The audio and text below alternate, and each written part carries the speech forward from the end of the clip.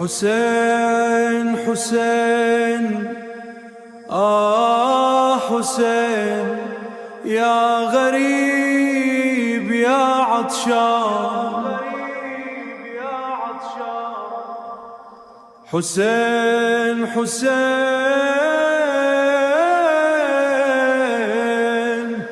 يا وحيد يا سليم يا سليم حسين حسين حسين يا سليم. Bismillahirrahmanirrahim. Sallallahu aleyke ya Əba Əbdillah. Salamlayıram hər birinizi, əziz tamaşaçılar. Qəm Kərvanı verilişini izləyirsiniz. Qəm Kərvanı verilişinin ilk hissəsində Muaviyənin ölümü və tufanın başlanğıcı. Allaha həmd və səna edirik ki, Allah Teala bizə nəsib elədi.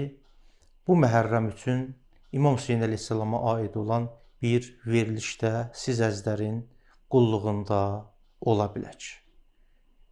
Qəm Kərvanı verilişində biz İmam Hüseyn əleyhissalamın Mədinədən Məkkəyə, Məkkədən Kərbəlaya və bu arada baş verən hadisələr haqqında bəhs edəcəyik.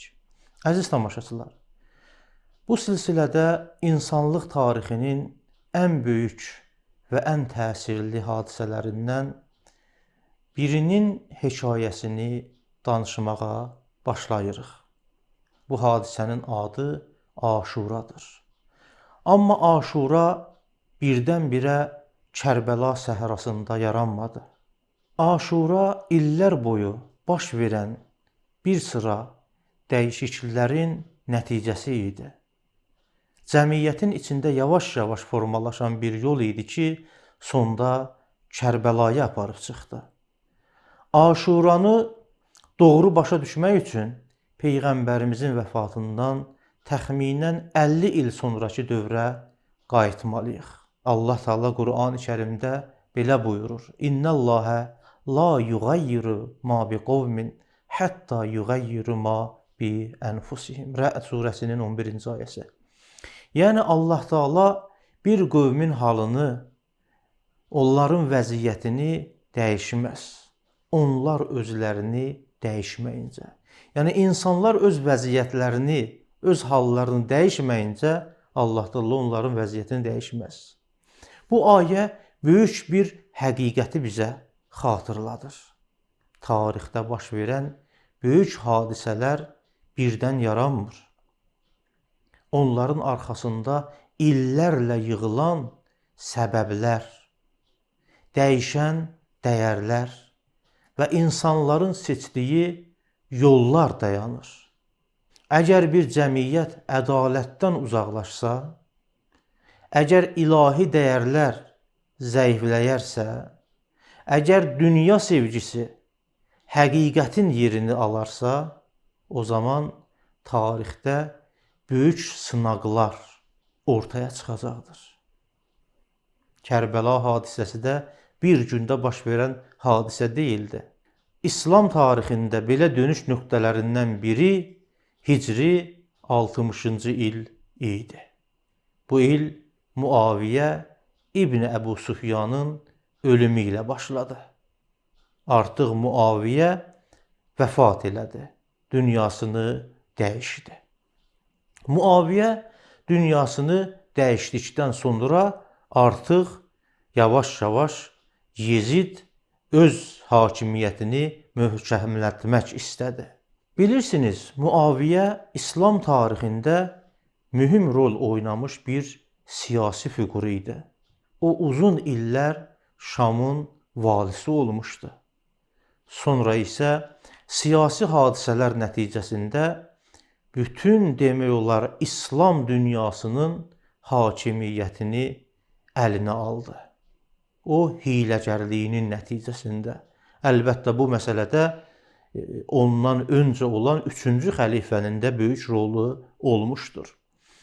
Onun hakimiyyəti uzun illər davam etdi. Muaviyə siyasətdə hiyləgər, səbirli və ehtiyatlı bir insan kimi İslam tarixində tanınırdı. O, öz hakimiyyətini möhkəmləndirmək üçün müxtəlif yollar seçirdi. Müxtəlif yollar vasitəsilə istəyirdi ki, öz hakimiyyətini möhkəmləndirsin. Amma ömrünün son illərində onu narahat edən bir məsələ var idi. Özündən sonra hakimiyyətin taleyi. Bu məsələ onu çox narahat edirdi. Muaviyə istəmirdi ki, hakimiyyət onun ailəsindən, Bəni Üməyyədən çıxsın, Bəni Haşimə qayıtsın. O istəyirdi ki, hakimiyyət Bəni Üməyyə ailəsində qalsın.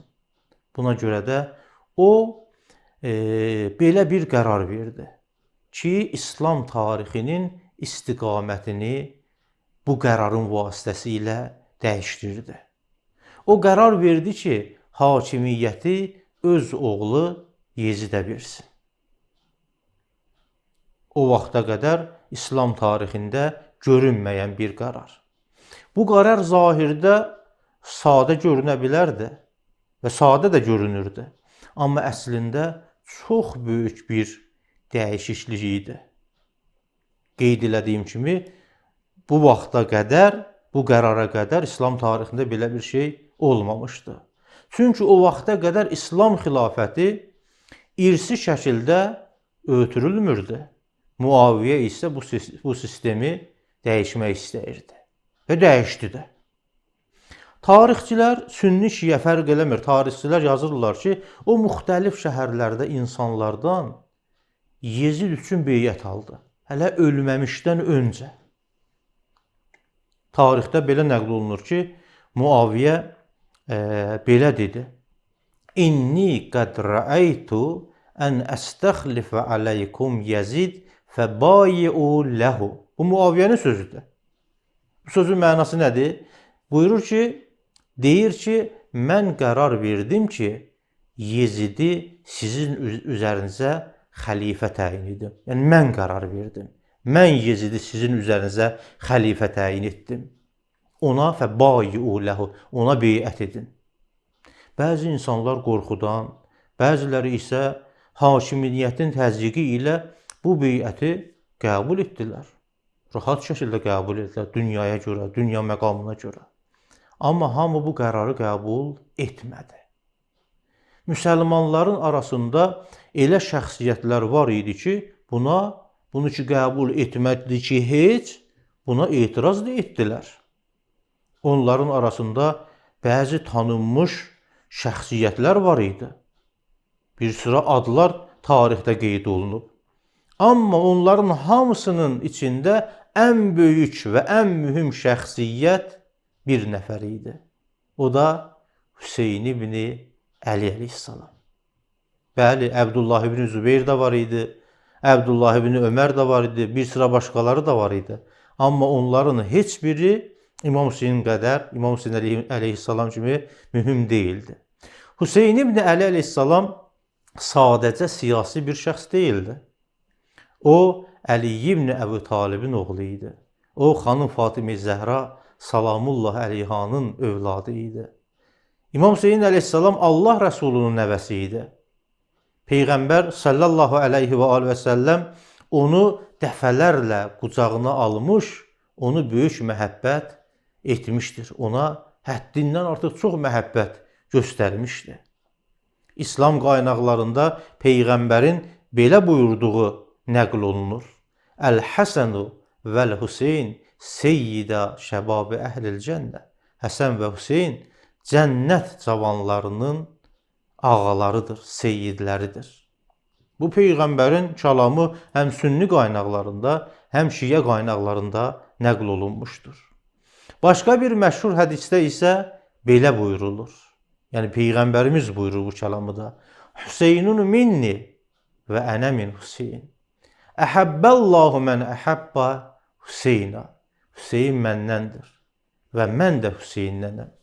Hər kəs Hüseyni sevərsə, Allah da onu sevər. Əhəbbəllahu mən əhəbbə Hüseynə. Bu çox önəmlidir. İmam Hüseyn əleyhissalam belə bir şəxsiyyətdir ki, Peyğəmbər onun haqqında bu cümlələri buyurmuşdur. Bu sözlər, diqqət edin, sadəcə bir sevgi ifadəsi deyil. Bu sözlər göstərirdi ki, Hüseyn əleyhissalam, Hüseyn ibn Əli əleyhissalamın ümmət içində necə böyük bir məqamı vardır. Peyğəmbər bu sözlərlə onun məqamını çatdırır. Muaviyə də bunu çox yaxşı bilirdi. Bu hədisləri o da eşitmişdi. Elə buna görə də o sağ olduğu müddətdə Hüseyn ibn Əli ilə açıq qarşı durmaya, girməyə cəsarət eləmədi. Yəni qarşı durma eləmədi İmam Hüseyn əleyhissalamla. Ki İmam Hüseyn əleyhissalamı məsələn şəhid eləsin. Cəsarət tapmadı bu məsələyə. Nə üçün? Çünki Muaviyə də bilirdi ki, Peyğəmbərin nəvəsi ilə açıq mübarizə aparmaq çox böyük bir riskdir. İmam Həsən əleyhissalamı da bu gizlin şəkildə şəhid etdirdi. Açıq-aşkar şəkildə ondan müqabilə eləməyə cürət eləmədi. Allatdı İmam Həsən əleyhissalamın sərkərdələrini, bəzilərini tamahlandırmaqla, bəziləri qorxuyla. Hər halda illər keçdi, zaman irəlilədi və nəhayət Müaviyə ömrünün son illərinə çatdı. Hicrətin 60-cı ilində onun xəstəliyi ağırlaşdı. Ölüm onu yaxaladı və ölüm ona yaxınlaşdı. Bu günlərdə, belə günlərdə o tez-tez oğlu Yezidlə söhbət edir və gələcək hakimiyyət haqqında onunla danışırdı. Tarixçilər belə yazırlar ki, Muaviyə bir söhbətində Yezidə Hüseyn haqqında xəbərdarlıq etmişdi. Muaviyə oğlu Yezidə İmam Hüseyn əleyhissalam barədə belə demişdi ki, İnnə ləkə min əhlil İraqi yevmən ma fə in tələbu minkə Hüseynən fə'rif həqqəhu. Bu cümləyə diqqət edin. Bu cümlənin mənası nədir? Muaviyə Yezidə deyir. Deyir ki, İraq əhli bir gün Hüseyni özlərinə tərəf çağıracaq. Əgər onunla qarşılaşsan, onun haqqını tanı. Bunu deyən kimdir? Muaviyə oğlu Yezidə deyir. Amma tarix göstərdi ki, Yezid nə bu sözün dərinliyini anladı, nə də onu əməl etdi. Muaviyə ölənə qədər İmam Hüseyn əleyhissalamın müqabilində dayanıb onu fiziki cəhətdən aradan qaldırmağa cürət eləmədi. Və oğluna da tapşırdı bunu etməsin. Nəhayət Hicrətin 60-cı ilinin Rəcəb ayında Muaviyə Şamda vəfat edir. Onun ölümü ilə İslam tarixində artıq bir dövr başa çatır. Amma eyni zamanda yeni bir dövr başlayır. Yezid ibn Muaviyənin xilafətə və hakimiyyətə gəlməsi. Yəni Yezid ibn Muaviyənin xilafəti artıq İslam tarixində yeni bir dövrün başlanğıcı idi. Yezid bilirsiniz, atasından bir çox cəhətdən fərqli idi. Həddindən artıq fərqli bir insan idi. Əgər Muaviyə siyasətdə ehtiyatlı və hesablı davranış edirdisə, Yezid belə deyildi. Yezid gənc, cavan, ehtiraslı və sərt bir hökmdar idi. Bir çox tarixçilər yazırlar ki, o şərab məclislərinə, ov və əyləncəyə və bu kimi şeylərə meyilli idi. İmam Hüseyn əleyhissalamın da kəlamında da vardı ki, mu'linun bil fisk, açıq-aşkar fisk fücurla məşğul idi.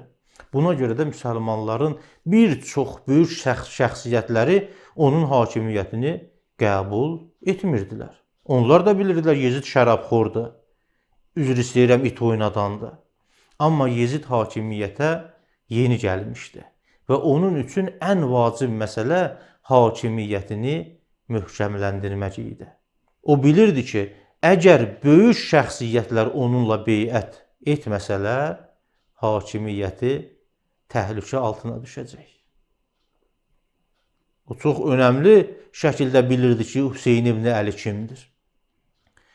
Əbdullah ibn Zübeyir kimdir? Bu baxımdan belə bir qərara gəlir. İlk növbədə bu şəxsləri məcbur etsin, onların barəsində isə bir ad dayanırdı. Buna görə də qərarı aldı ki, ilk növbədə bu şəxsləri məcbur etsin. Onların başında isə bir ad dayanırdı. O beyət eləməyən insanların arasında. O da Hüseyn ibn Əli əleyhissalam idi. Amma bu qəti qərara gəlmişdi ki, bu şəxslərdən beyət alsın və bu beyətin vasitəsilə rahat eləyə bilərdi ki, hakimiyyətini möhkəmləndirsin. Yezid dərhal Mədinənin valisinə məktub yazır. O zaman da Mədinənin valisi Vəlid ibn Utbə idi. Tarixi qaynaqlarda yazılır ki, Yezid məktubunda belə yazmışdı, çox sərt şəkildə. Xuzil Hüseyn ibn Aliyin və Əbdullah ibn Zübeyir bil beyəti əxzən şədida fə in əbəyə fadrib ə'naqəhuma. Çox sərt cümlələrdir. Vəlid ibn Ütbəyə deyir ki, Hüseyn ibn Əlidən və Abdullah ibn Zübeyrdən qəti şəkildə beyəti al. Əgər onlar beyət elədilər, çox yaxşı. Amma əgər beyət etməsələr, onların boyunlarını vur. Bundan sərt cümlə ola bilər. İmam Hüseyn əleyhissalamın başını vur, yəni. Bu qısa cümlə əslində tarixdə baş verəcək ən böyük bir faciənin başlanğıcı oldu. Çünki bu andan etibarən hadisələr Kərbəlaya doğru hərəkət etməyə başladı. Yəni Kərbəlanın başlanğıcı elə bu cümlədən başladı ki, İmam Hüseyn əleyhissalamdan beyət al, əgər beyət etməsə başını kəs. O günlərdə Mədinə zahirdə sakit görünürdü. Sakitçilik hakim sürürdü, hökm sürürdü Mədinə şəhərində. Bu şəhər bir zamanlar Peyğəmbərin şəhəri idi. Onun küçələri hələ də Allah Rəsulunun addımlarının xatirəsini daşıyırdı. Mədinədə Peyğəmbər 10 il yaşamışdı. Xatirələr həddindən artıq çox idi. Amma həmin şəhərdə böyük bir hadisə baş vermək üzrə idi. Tarixin istiqamətini dəyişəcək bir hadisə. İslam tarixində dəyişiklik yaradan bir hadisə. Allah Teala Quran-ı Kərimdə buyurur ki: "Və tilkəl əyyəmu nudaviluha beynən-nas." Ali İmran surəsinin 140-cı ayəsidir. Biz bu günləri insanlar arasında dövr etdiririk. Günlər, tarixlər təkrar olunur. Tarix bəzən elə günlər gətirir ki, həqiqət böyük bir imtahan qarşısında qalır. Və bu hadisələrin hamısı insanlar üçün imtahandır. İndi də belə bir gün yaxınlaşırdı. Mədinədə bir insan yaşayırdı ki, çox böyük bir qərar verməli idi. O insan hakimiyyət üçün yaşamırdı. O insan həqiqət üçün yaşayırdı. O insan Hüseyn ibn Əli əleyhissalam idi. Peyğəmbərin sallallahu aleyhi və aleyhi və səlləmin nəvəsi. Xanım Fatimə-i Zəhra salamullah əleyhanın oğlu.